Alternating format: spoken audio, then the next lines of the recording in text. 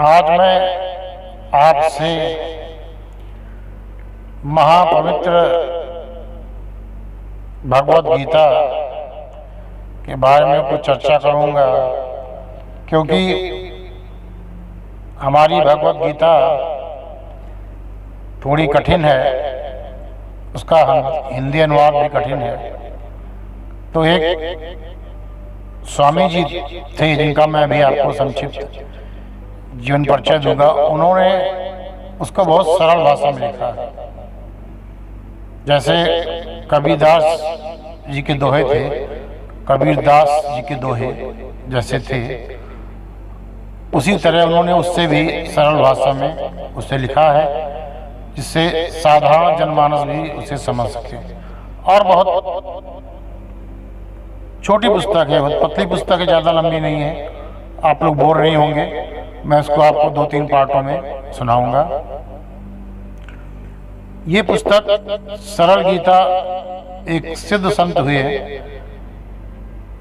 जो ब्रह्मलीन हो चुके हैं, स्वामी जगदीशानंद। स्वामी जगदीशानंद जी ने लिखा है। करीब 60 साल पहले उन्होंने ये किताब लिखी थी। स्वामी जी में जो विशेषता थी वो ये थी कि वे सिर्फ 5 घरों में भिक्षा मांगते थे, इसलिए उनको पंच भिक्षा बाबा भी कहते थे। वे करीब 130 वर्षों तक जीवित रहे थे, ऐसा लोगों का अनुमान है। शायद वो इससे अधिक भी उम्र के हों, तो भी हो सकते हैं कि बिल्कुल ठीक अनुमान उनका उम्र का कोई नहीं लगा पाया है। ये लोगों का अंदाजा है कि वो 130 वर्ष तक जीवित रहे थे। ये सिद्ध संत ब्रह्मलीन स्वामी जगदीशानंद जी का संक्षिप्त जीवन परिचय था, जिन्होंने आदरणीय श्री भगवत गीता परम आदरणीय श्री भगवत गीता को सरल भाषा में लिखा था, जिसमें वह साधारण जनमानस की भी समझ में आ सके। बहुत ही कम शब्दों में उन्होंने लिखा है। अब मैं श्री भगवत गीता के प्रेमी भक्तों के लिए जो इसके अध्यायों का नित्य पाठ करते हैं, उनके लिए यह गीता कहता हूँ। इस परम पवित्र गीता के हर अध्याय का अपना एक विशेष महत्व है। हर अध्याय का अपना एक विशेष महात्मा है। तो आइए हम सब इसके परम पवित्र ज्ञान की गंगा में स्नान करते हैं।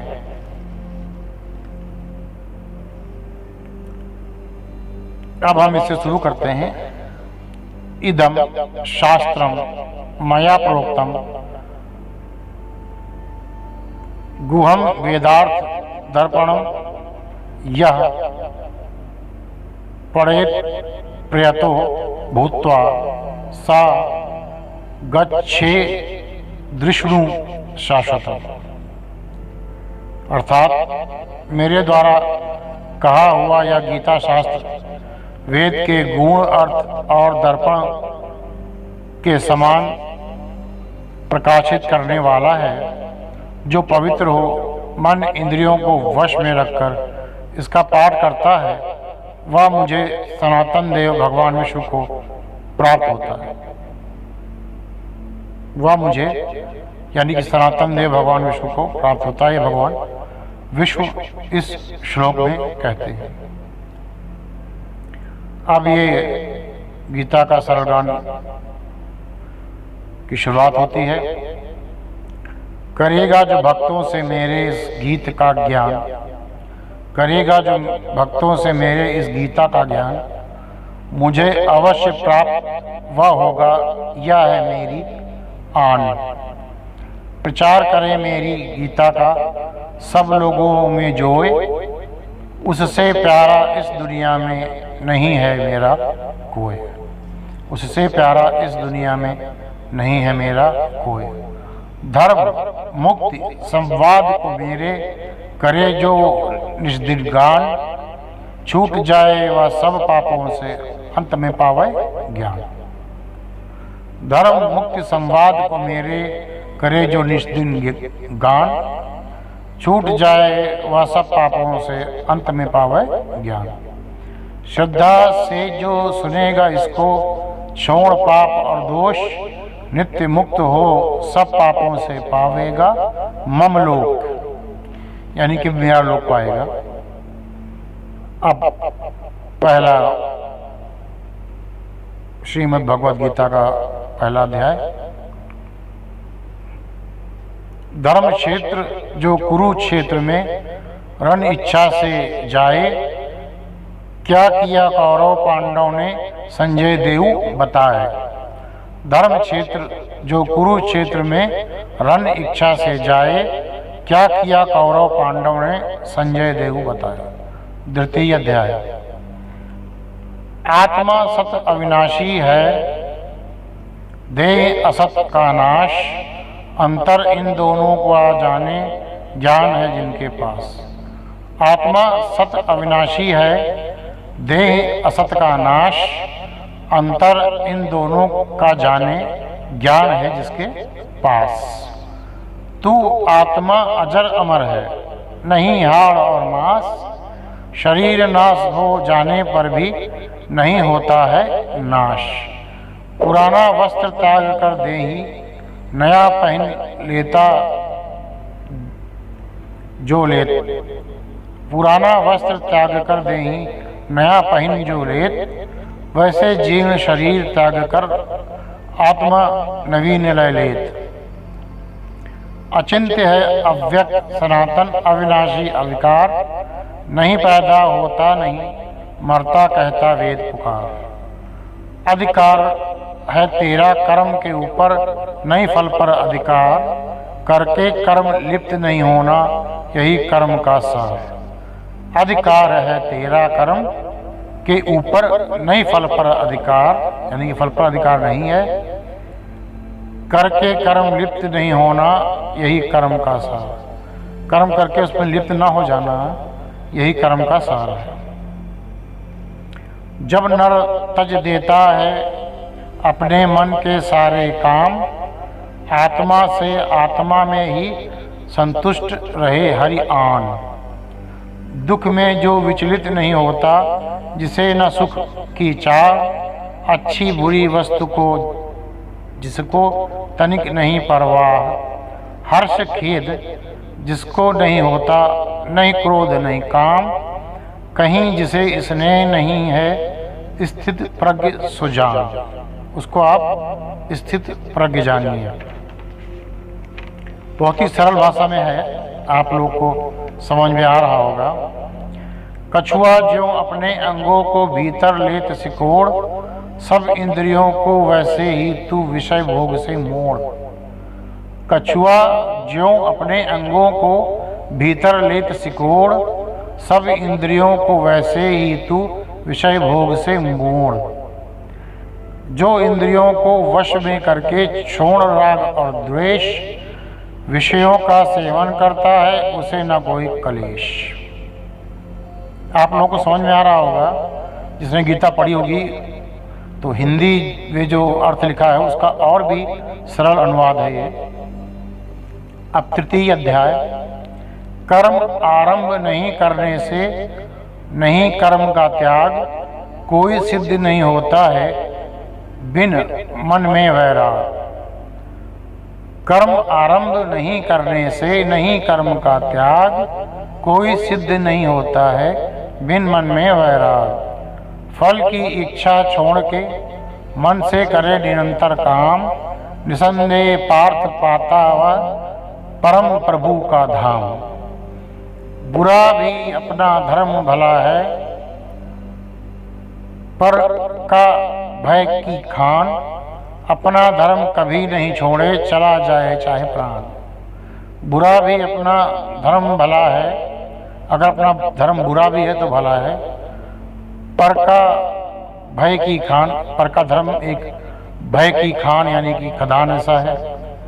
अपना धर्म कभी नहीं छोड़े। अपना धर्म कभी छोड़ना नहीं चाहिए। चला जाए चाहे प्राण चले जाए, अपना धर्म कभी नहीं छोड़ना चाहिए। मैं वैसे आप लोगों को इसका और सरल अर्थ समझाता चलता, लेकिन फिर उसमें बहुत समय लगेगा और आप लोग भी बोर होने लगेंगे। तो इसको समझिए ध्यान से, आपको समझ में आ जाएगा। फिर वीडियो तो बना ही हुआ है, आप बार बार भी सुन के समझ सकते हैं और याद कर सकते हैं। चतुर्थ अध्याय, दूर क्रोध राग मैं करके मुझ पर तत्पर होए, पवित्र हो आश्रित हर्षित हो मुझको पावे सोए। कर्म में जो अकर्म को देखे और अकर्म में कर्म, बुद्धिमान वही न रहे जो जाने कर्म का मर्म। कर्म में जो अकर्म को देखे और अकर्म में कर्म और अकर्म में कर्म, बुद्धिमान वही न रहे जो जाने कर्म का मर्म। जिस मनुष्य के होते हैं वासना रहित सब काम, ज्ञान अग्नि से कर्म जला दे वह पंडित बुद्धिमान। जिस मनुष्य के होते हैं वासना रहित सब काम, ज्ञान अग्नि से कर्म जला दे वही पंडित बुद्धिमान। संतुष्ट रहे जो कुछ मिल जावे, छोड़ द्वंद्व और मत्सर, सिद्ध असिद्ध में जो सब होने, वधता नहीं कर्म में वह नर। संतुष्ट रहे जो कुछ मिल जावे, छोड़ द्वंद्व और मत्सर, सिद्ध असिद्ध में जो सम होने, वधता नहीं कर्म में वह नर। ये वधता लिख गया है, मेरे ख्याल से बंधता होना चाहिए था, ये वधता नहीं है, पूरा ये होना चाहिए था। संतुष्ट रहे जो कुछ मिल जावे, छोड़ द्वंद्व और मत्सर, सिद्ध असिद्ध में जो सम होने, बंधता नहीं कर्म में वह नर। अब पंचम अध्याय, सन्यासी उसको जानो जो करे राग नहीं द्वेष, छूट जाता है वह बंधन से बिना द्वंद्व बिन क्लेश। सन्यासी उसको जानो जो करे राग नहीं द्वेष, छूट जाता है वह बंधन से बिना द्वंद्व बिन क्लेश। योग युक्त मन शुद्ध जितेंद्र, समदर्शी जो होए, करता हुआ सभी कामों को लिप्त न होवे सोए। योग युक्त मन शुद्ध जितेंद्रिय, समदर्शी जो होए, करता हुआ सभी कर्मों को लिप्त न होवे सोए। ज्ञान से जिसका नाश हुआ है, मन का सब अज्ञान, होत प्रकाश हृदय में उसके ईश्वर सूर्य समान। निश्चय सब इंद्रियों के सुख हैं, केवल सुख की खान, आते अरु जाते हैं इसमें नहीं रमता विद्वान। निश्चय सब इंद्रियों के सुख हैं, केवल सुख की खान, आते अरु जाते हैं इसमें नहीं रमता विद्वान। जो जीते जी सह सकता है काम क्रोध का वेग, सच्चा सुख वही नर जग में ऐसा गावे वेद। जो जीते जी सह सकता है काम क्रोध का वेग, सच्चा सुखी वही नर जग में ऐसा गावे वेद। जिसके भीतर ही सुख होवे, भीतर ही आराम, भीतर ज्योति प्रकाशित होवे, सो पावे निर्वाण। नाश हो गए संशय जिसके, पाप हुए सब क्षीण, सब प्राणी का हित जो चाहे, होए ब्रह्म में लीन। काम क्रोध को त्यागा जिसने, पाया आत्म ज्ञान, मन को वश में किया है जिसने, उसे मिले निर्वाण। बस सरल अर्थ है, आप लोगों को समझ में आ रहा होगा। और अगर मैं कोशिश करूंगा कि दोबारा मैं अगर फिर से पढ़ूं तो आपको अर्थ सही समझाता चलूं। इसको मैं एक बार फिर से कुछ दिनों में फिर से बोलूंगा और अर्थ सही समझाता चलूंगा, इससे भी आसान अर्थ में। ज्ञान और विज्ञान से रिपु के जो होवे संतुष्ट, जीत लिया जिसने मन से मन, उसका बंधु है विश्व। ये छठा अध्याय है। ज्ञान और विज्ञान से रुक के जो हो वह संतुष्ट, जीत लिया जिसने मन से मन, उसका बंधु है विश्व। अंतर ज्ञान प्रकाश से होता जो मानव संतुष्ट, युक्त वही कहलाता है जो विषयों से मुक्त। अंतर ज्ञान प्रकाश से होता जो मानव संतुष्ट, युक्त वही कहलाता है जो है विषयों से मुक्त। शत्रु मित्र धर्मी और पापी, मान और अपमान, सोना और मिट्टी का ढेला जिसको एक समान। जब योगी मन वश में करके हो इच्छा से मुक्त, लीन रहे जब आत्मा ही में तब कहलाता युक्त। योग युक्त हो जाता है जब द्वंद्व युक्त मन शांत, देख के आत्मा को आत्मा से होता सुखी नितांत। योग युक्त समदर्शी देखे अपने को सर्वत्र, देखे सब प्राणों को अपनी आत्मा में एकत्र। योग युक्त समदर्शी देखे अपने को सर्वत्र, देखे सब प्राणों को अपनी आत्मा में एकत्र। जो सबको भगवान में देखे, देखे सब में भगवान, उसे भगवान कभी नहीं छोड़े, नहीं छोड़े वह श्याम। जो सबको भगवान में देखे, देखे सब में भगवान, यानी कि जो सबको भगवान में देखे और देखे सब में भगवान और सब में भगवान देखे, और सबको भगवान में देखे और सब में भगवान को देखे, उसे भगवान कभी नहीं छोड़े, नहीं छोड़े वह श्याम। उसे भगवान कभी नहीं छोड़ते हैं, वे श्याम सुंदर उसे कभी नहीं छोड़ते हैं। सभी प्राणियों के दुख सुख में दुखी सुखी जो होए, अपनी तरह जो जाने सबको योगी परम सोए। सभी प्राणियों के सुख दुख में दुखी सुखी जो होए, अपनी तरह जो जाने सबको योगी परम है सोए। यानी कि सभी प्राणियों के सुख दुख में वो अपना सुख दुख समझता है और उसी में सुखी दुखी होता है, हो जाता है, होए। अपनी तरह जो जाने सबको, जो अपनी ही तरह सबको मान के सुखी दुखी हो, वही योगी है और परम योगी है। अब मैं ये वीडियो तो यही समाप्त करता हूँ। अभी पूरा सरल गीता समाप्त नहीं हुआ है, मैं छठे अध्याय तक पहुँचा हूँ। कल आपको सप्तम अध्याय से सुनाऊंगा, यानी कि 7वें अध्याय से सुनाऊंगा। मैं पूरे करके अध्याय पूरे करके मैं फिर आपको एक बार सुनाऊंगा, और इसके साथ साथ इसका हिंदी में और सरल अनुवाद करता हुआ चलूँगा।